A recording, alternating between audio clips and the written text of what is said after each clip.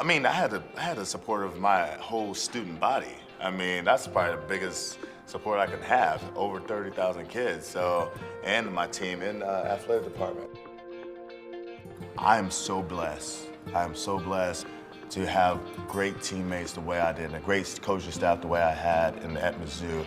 I'm telling you, the positive coaching works there. Some people didn't agree about my homosexuality, which is okay. But they understand, they accepted, they respected me. And I was just another guy who's helped and wanted to win games, and that's all that mattered. In the end, all that matters is winning game and winning championships. I think God has a plan for us, and I think He was planned for me to be in this area, in this generation I'm in. So I can only do what I can control. My first memory playing football was in my backyard in Louisiana, playing a game, strangely enough, called Smear the Queer.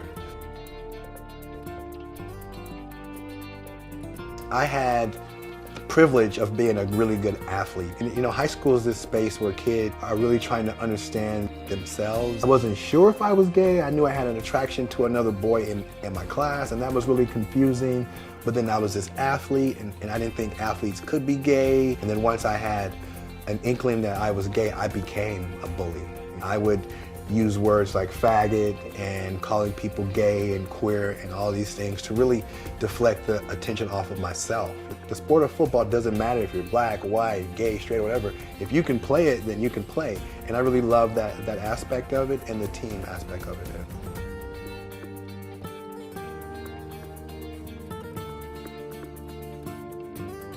I never, ever thought about coming out. I was afraid of being labeled gay just because of that had such a negative connotation and perception around it, you know. I thought that some of my teammates wouldn't accept me, but, you know, sports is an interesting space where in a team dynamic, you know, you have guys from different religions, different races, different classes, and they make it work.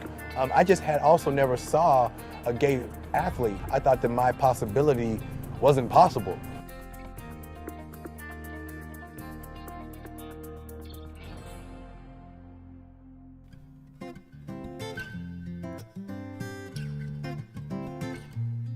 For me, the double life, it was just exhausting.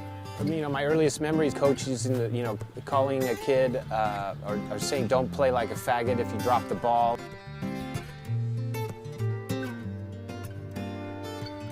All these terms, they shape you, and these coaches were the parental figures for sure. And I think that looking back and wondering, you know, why it took me so long to understand my sexuality, I definitely believe that if I didn't play like that, then I must not be like that. You know, I had managers used calling people faggots right and left, you know, if they walked or didn't want to play. It was like the last environment that was allowable for people to, you know, denigrate another player. I learned quickly that being gay had no place in sport. What do I think the effect of me coming out has been? I thought the world would stop spinning when I was a player if I ever did that. Even the decision where I lived, I decided to live in Del Mar, which was 20 plus miles away from the stadium. But it just was a cushion to keep people from that casual visit or drop by. You know, to me, it seemed like if I was to admit it, it would be in front of a microphone and the whole world would pass judgment on me right away, and the thought of walking through a big league clubhouse or onto the field just didn't seem possible, like my legs wouldn't work. And ultimately, the irony is I quit.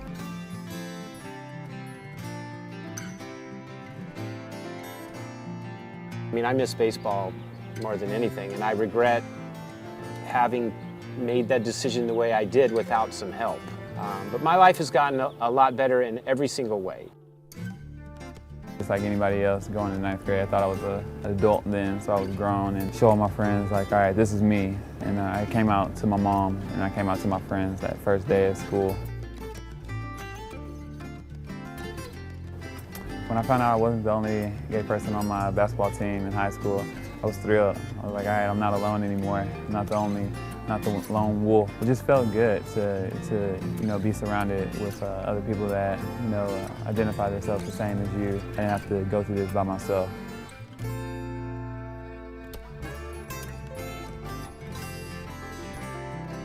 I love Baylor. You know, definitely a big point in my life. I grew as a person, grew as a player, won championship. But when I found out about that rule that you can be kicked out for being openly gay, I felt like I could only be half the person that I am. You know, I could be the basketball player, but I couldn't be the true Brittney. I had to kind of put that behind closed doors. It was kind of like I was torn into two people.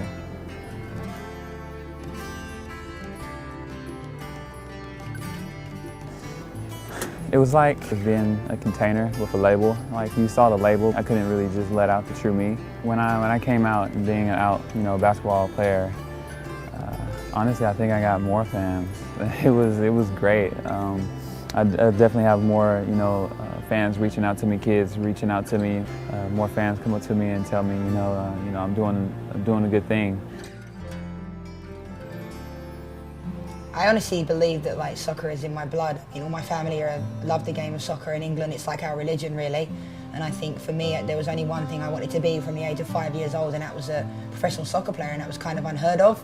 At that point, I was like the only girl playing in an all-boys team, which is a familiar situation with a lot of the girls that play in our league.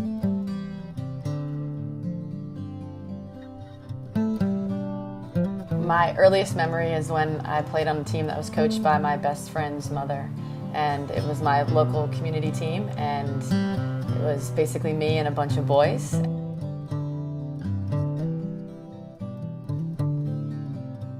I remember the parents on the other teams used to sometimes say some mean things, and the boys used to laugh. It made me more driven, to be honest, the fact that they would say those things, because I was just a naive 6-year-old just wanting to do something that they loved.